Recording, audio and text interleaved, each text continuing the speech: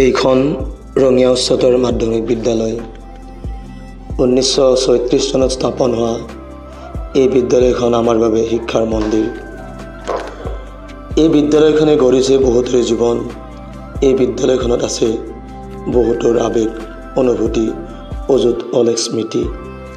আমাৰ এই মৰমৰ বিদ্যালয়খনে চৰকাৰৰ মডেল বিদ্যালয় হিচাপে স্বীকৃতি পাইছে, যাৰ কাৰণে এই পুৰণি ঘৰবোৰ ভাঙি চিঙি তাৰ ঠাইত নতুন বিল্ডিং গঢ়ি তুলিব।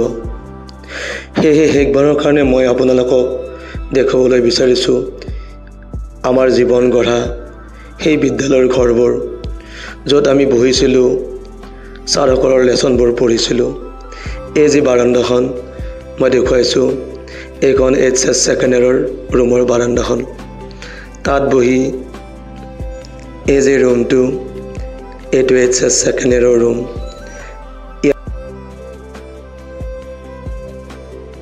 এই যে পুখুৰীটো, প্ৰতিজন বয়োজনৰে সজল স্মৃতি। এনে কোনো ছাত্ৰ ছাত্ৰী নাই যিয়ে এই পুখুৰীটোৰ লগত ফটো তোলা নাই, নাইবা যিয়ে এই পুখুৰীটোৰ পৰা শীতল বতাহ পোৱা নাই। ৰুমৰ লগতে লাগি থকা এইখন চাইকেল ষ্টেণ্ড, আৰু কোনোবা ইচ্ছা কৰিলেও ইয়াত ৰাখিব নোৱাৰিব চাইকেলবোৰ, ভাঙি পেলাব কেইদিনমান পিছত এই ঘৰবোৰ। আৰু বৰষুণৰ বতৰত নোৱাৰিব ইয়াত কোনেও আহি আড্ডা মাৰিব। শেষবাৰৰ কাৰণে হয়তো কোনোবাই ইয়াত এই ছালখনৰ তলত কথা পাতি আড্ডাৰ মহলা মাৰি আছে। চাগে এওঁলোকে কিজানি এই টিনৰ তলত আড্ডা মৰা শেষ মানুহ হ'ব। এইবোৰ লেবৰেটৰীৰ ৰুম। এই লেবৰেটৰীত কিমান পৰীক্ষা নিৰীক্ষা কৰি বিজ্ঞানাশৰ ছাত্ৰ ছাত্ৰীবোৰে নিজৰ সপোনক বাস্তৱ কৰিবলৈ চেষ্টা কৰিছিল। এই যে ছাত্ৰ ছাত্ৰীবোৰে কিতাপবোৰ হাতত তুলি লৈছে, পঢ়িবৰ কাৰণে নহয়। এই লাইব্ৰেৰীটো ভাঙি দিয়া হ'ব। সেয়েহে কিতাপবোৰ ভালদৰে সুৰক্ষিত কৰি ৰাখিব লাগিব বাবে তেওঁলোকে কিতাপবোৰ হাতত তুলি বেলেগ ঠাইলৈ লৈ গৈছে।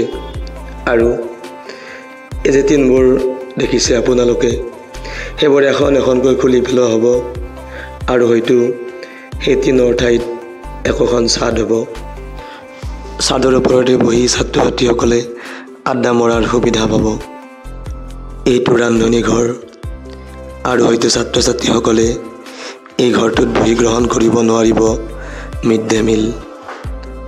আৰু এই যে মুকলি ঠাইখন দেখিছে, এই যে ৰুমবোৰ দেখিছে, এইবোৰ ভাঙি পেলাব কেইমুহূৰ্তমানৰ পিছতে।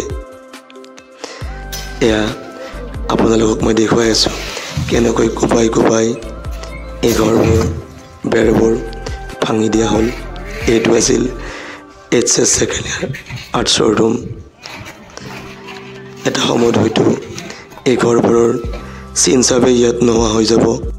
অলপ আগতে দেখুওৱা এই ৰান্ধনি ঘৰটো, বেৰবোৰ, টিনবোৰ সলকাই পেলালে, আৰু হয়তো কেইমুহূৰ্তমান পিছত ইয়াৰ খুঁটাবোৰো উঘলি পেলোৱা হ'ব, আৰু ঘৰটোৰ চিন চাপে নাইকিয়া হৈ যাব। এয়া এখন এখনকৈ টিনবোৰ খুলি পেলাবলৈ লৈছে, আৰু এটা সময়ত এই টিনবোৰ, এই বেৰবোৰ সকলোবোৰ চিন চাপ নোহোৱা হৈ যাব। থাকিব মাথো এই ঘৰটো য'ত আছিল সেই মাটিডোখৰ। চাওকচোন এবাৰ কাৰণে মই দেখুৱাই দিছোঁ সেই টিন পাত থকা ৰুমটোৰ টিন নোহোৱা কৰাৰ পিছত কেনেকুৱা দেখা গৈছে। এটি নতুন ঘৰ বনোৱাৰ স্বাৰ্থত মিস্ত্ৰীবোৰে ঘৰবোৰ ভাঙি পেলোৱাত লাগি গৈছে, আৰু সেই আমাৰ হেঁপাহৰ পুখুৰীটো মাটিৰে পুতি পেলোৱা হৈছে। সেই য'ত পানী আছিল এতিয়া তাত গাড়ী ৰাখিব পৰা হৈ গ'ল। আৰু এইটো HS ফাৰ্ষ্ট ইয়েৰৰ ৰুম। এই ৰুমত বহি কত ছাত্ৰ ছাত্ৰীয়ে নিজৰ জীৱন গঢ়িলে। শেষবাৰৰ কাৰণে এই ৰুমটো মই আপোনালোকক দেখুৱাবলৈ লৈছোঁ। আৰু তাৰে পিছতে আহিল HS ফাৰ্ষ্ট ইয়েৰ ছায়েন্সৰ ৰুমটো। সেইটো ভাঙি পেলাব কিছু সময়ৰ পিছত। তাৰে পিছতে আহিল HS ফাৰ্ষ্ট ইয়েৰ কমাৰ্চৰ ৰুম। আৰু এয়া ভাঙি পেলোৱাৰ পিছত সঁচাকৈ চিনিবই নোৱাৰা হৈছে।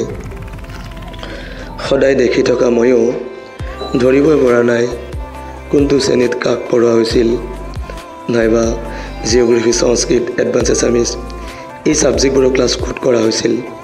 যা নহওক, শেষবাৰৰ কাৰণে আপোনালোকক দেখিবলৈ লৈছোঁ টিনবোৰ উলিয়াই দিয়াৰ পিছত ৰুমবোৰ কেনেকৈ দেখা হৈছে চাওকচোন এবাৰ।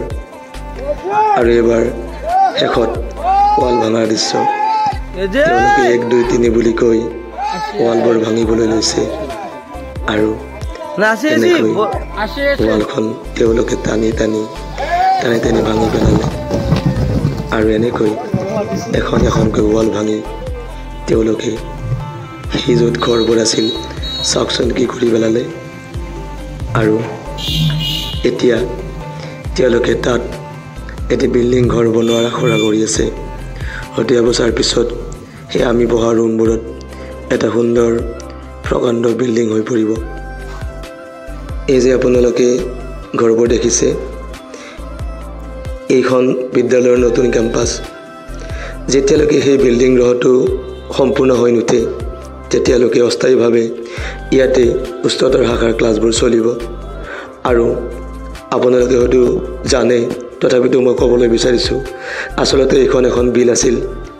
আমাৰ সন্মানীয় অধ্যক্ষ মহোদয় অতি কষ্ট কৰি নিজৰ সম্পূৰ্ণ প্ৰচেষ্টাত ক'ত কেনেকৈ কি যোগাৰ কৰি কেনেকৈ পইচা সংগ্ৰহ কৰি মানুহৰ দান বৰঙণিৰে তেওঁৰ নিজাকৈ নিজৰ ধনৰ ভঁৰাল ভাঙি এই ঘৰবোৰ বনাই পেলালে। আৰু ইয়াতে হ'ব উচ্চতৰ শাখাৰ ক্লাছবোৰ। এয়া মই বিদ্যালয়ৰ নতুন কেম্পাছৰ গেটখন আপোনালোকক দেখুৱাইছোঁ। আৰু এই কেম্পাছটোতে ক্লাছবোৰ হ'ব আমাৰ উচ্চতৰ শাখাৰ ছাত্ৰ ছাত্ৰীসকল।